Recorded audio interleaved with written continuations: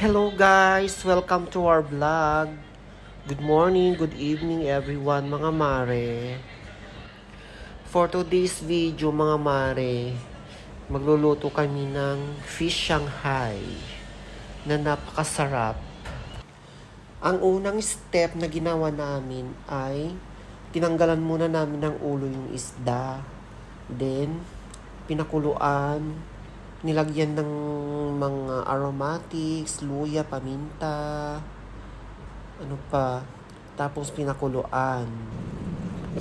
Tapos, nung napakuluan na yung isda, hinimay-himay na namin, tinanggalan ng tinik, nagturog, tapos naglagay na kami ng mga rekado, kagaya ng paminta, carrots, sibuyas, ayun, asin, ano pa ba yun? Ikaw na dito. Mag-voice over ka dito. Tapos itlog. Oh. Ayan. Tapos hinalo-halo lang ng ganun. Pag ganun.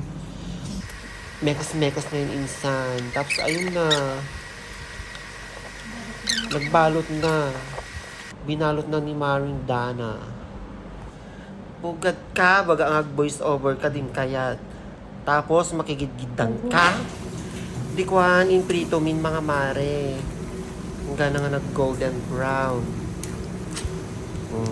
Tapos into no maprito. Nadya yun, sausaw ko tisuka, nagimas. Pasensya na kayo sa voice over ko mga mare ha. Next time ayusin ko na. Bye, thanks for watching.